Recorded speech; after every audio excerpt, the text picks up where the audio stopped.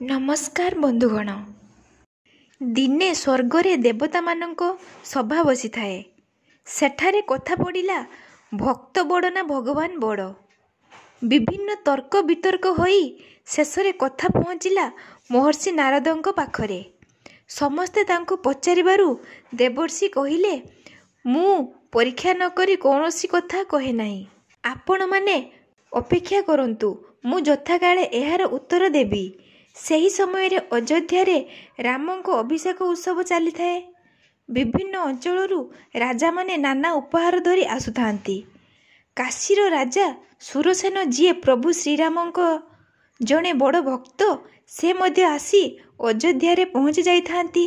ସରଜୁ ନଦୀ କୂଳରେ ତାଙ୍କ ସାକ୍ଷାତ ହେଲା ନାରଦଙ୍କ ସହିତ।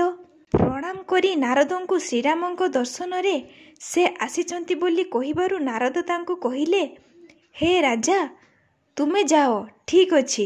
ମୋର ଗୋଟିଏ କଥା କିନ୍ତୁ ମନେ ରଖିଥିବ, ତୁମେ ସେଠାରେ ସବୁ ଋଷିଙ୍କ ପ୍ରଣାମ କରିବ, କିନ୍ତୁ ଋଷି ବିଶ୍ୱାମିତ୍ରଙ୍କୁ କରିବ ନାହିଁ। ତୁମର ମଙ୍ଗଳ ହେବ। ରାଜା ସୁରେଶନ ତାହା ହିଁ କଲେ ଓ ସଭାରେ ଭେଟି ଦେଇ ଫେରି ଆସିଲେ। ରାଜାଙ୍କ ଏପରି ଆଚରଣ ଦେଖି ମହର୍ଷି ବିଶ୍ୱାମିତ୍ର ନିଜକୁ ଅପମାନିତ ବୋଧ କରି ଖୁବ୍ ରାଗିଯାଇ କହିଲେ, ହେ ରାମ, ମୁଁ ତୁମର ଗୁରୁ।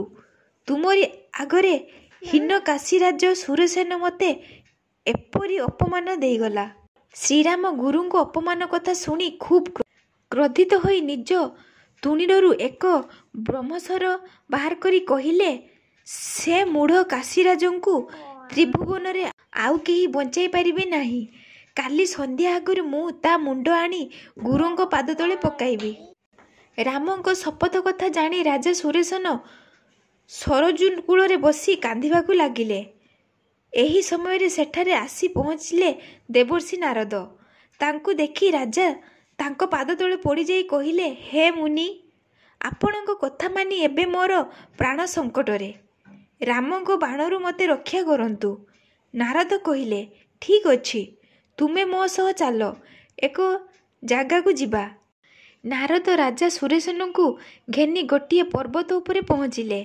ସେଠାରେ ଜଣେ ସ୍ତ୍ରୀ ଲୋକ ଫୁଲ ତୋଳୁଥିଲେ। ତାଙ୍କୁ ଦେଖାଇ ଦେଇ ଦେବର୍ଷି କହିଲେ, ତୁମେ ରକ୍ଷା ପାଇବା ପାଇଁ ଏହି ମାଙ୍କ ଶରଣ ଯାଅ।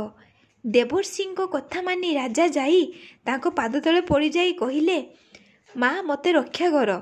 ସେହି ମା ଆଉ କେହି ନଥିଲେ, ସେ ଥିଲେ ମାତା ଅଞ୍ଜନା।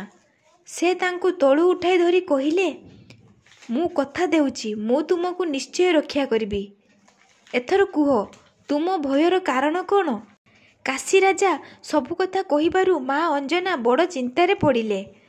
ତାଙ୍କ ମନକୁ ପ୍ରଶ୍ନ ଆସିଲା, ମୁଁ ମୋ ପ୍ରଭୁଙ୍କ ଶତ୍ରୁକୁ ରକ୍ଷା କରିବି କିପରି? ଉପାୟ ନ ଦେଖି ସେ ପୁତ୍ର ହନୁମାନଙ୍କୁ ସ୍ମରଣ କଲେ। ହନୁମାନ ଅଯୋଧ୍ୟାରେ ଥିଲେ। ତାଙ୍କର ମାଙ୍କ କଥା ମନେ ପଡ଼ିଲା। ସେ ପ୍ରଭୁଙ୍କୁ କହିଲେ, ପ୍ରଭୁ, ମୁଁ ବହୁ ଦିନରୁ ମାଙ୍କୁ ଦେଖି ନାହିଁ।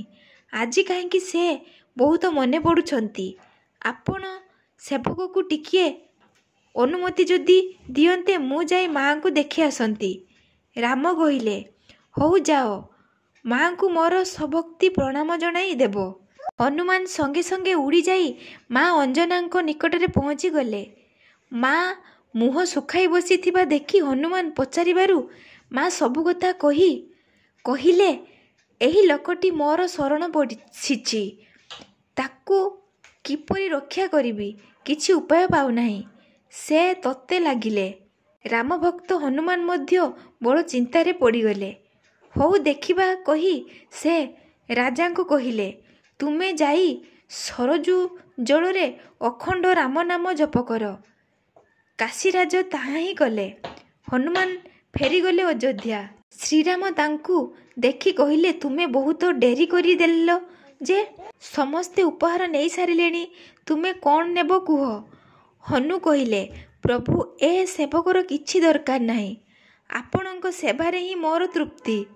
କିନ୍ତୁ ଗୋଟିଏ ବର ମାଗୁଛି, ଏ ସଂସାରରେ ଯିଏ ରାମ ନାମ ଜପ କରୁଥିବ, ମୁଁ ତାକୁ ସବୁବେଳେ ସହାୟ ହୋଇ ରହିଥିବି। ଶ୍ରୀରାମ କହିଲେ, ତଥାସ୍ତୁ। ହନୁମାନ ଏହାପରେ ସରଜୁ ତଟକୁ ଫେରିଗଲେ ଓ ଗଦା ଧରି କାଶୀରାଜଙ୍କୁ ଜଗି ରହିଲେ। ସକାଳ ହେଲା। ରାମ ନିଜର ପ୍ରତିଜ୍ଞା କଥା ମନେ ପକାଇ କାଶୀରାଜାଙ୍କ ଉଦ୍ଦେଶ୍ୟରେ ବ୍ରହ୍ମସର ଛାଡ଼ିଦେଲେ। କିନ୍ତୁ ରାମକୁ ଆଶ୍ଚର୍ଯ୍ୟ କରି ବ୍ରହ୍ମସର କିଛି ସମୟ ପରେ ଫେରିଆସିଲା। ବ୍ରହ୍ମସର ଫେରିଆସିଲା। କିଏ ସେହି ଶକ୍ତିମାନ ଏ ଅମୋଘ ଅସ୍ତ୍ରକୁ ଫେରାଇ ଦେଲା, ଏହା ଜାଣିବା ପାଇଁ ରାମ ଋଷିମାନଙ୍କ ସହ ଯାଇ ସରଜୁ କୂଳରେ ପହଞ୍ଚି ଦେଖନ୍ତି କାଶୀରାଜ ଅଖଣ୍ଡ ରାମ ନାମ ଜପ କରୁଛନ୍ତି ଆଉ ଗଦା ହସ୍ତରେ ହନୁମାନ ତାଙ୍କ ସୁରକ୍ଷା କରୁଛନ୍ତି। ରାମଙ୍କର ଆଉ କଥା ବୁଝିବାକୁ ବାକି ରହିଲା ନାହିଁ। କିନ୍ତୁ ଗୋଟିଏ ପଟେ ହନୁମାନଙ୍କୁ ବର, ପୁଣି ଅନ୍ୟପଟେ ଗୁରୁଙ୍କୁ ପ୍ରତିଜ୍ଞା। ଏହି କଥାକୁ ଚିନ୍ତା କରି ସେ ଘୋର ଦ୍ୱନ୍ଦ୍ୱରେ ପଡ଼ିଲେ। କ'ଣ କରିବେ କିଛି ଚିନ୍ତା କରିପାରିଲେ ନାହିଁ। ଏହି ସମୟରେ ନାରଦ ଆସି ସେଠାରେ ପହଞ୍ଚିଲେ। ସେ କାଶୀରାଜଙ୍କୁ ନେଇ ମହର୍ଷି ବିଶ୍ୱାମିତ୍ରଙ୍କ ପାଦତଳେ ପକାଇ ଦେଇ ଶ୍ରୀରାମଙ୍କୁ କହିଲେ, ଆପଣଙ୍କ ପ୍ରତିଜ୍ଞା ପୂରଣ ହେଲା ତ? ରାମ ଓ ବିଶ୍ୱାମିତ୍ର ଖୁସି ହୋଇ କହିଲେ, ଦେବର୍ଷି, ଏତେ ସବୁ ଲୀଳା କେଉଁଥିପାଇଁ ହେଲା? ହସି ହସି ନାରଦ ଦେବସଭାର ପ୍ରଶ୍ନ କଥା କହିଲେ, ମୁଁ ଦେବତାଙ୍କ ସେହି ପ୍ରଶ୍ନର ଉତ୍ତର ପାଇଁ ସବୁ ଖେଳ ଲଗାଇଥିଲି। ସେମାନେ ମଧ୍ୟ ଏ ଲୀଳା ଦେଖିଲେ। ଭଗବାନ ଯେ ନିଜ ଆସନଠାରୁ ଭକ୍ତମାନଙ୍କୁ ଉଚ୍ଚ ଆସନରେ ବସାଇଥାନ୍ତି, ଏକଥା ସେମାନଙ୍କୁ ଆଉ ଅବିଦିତ ନଥିବ।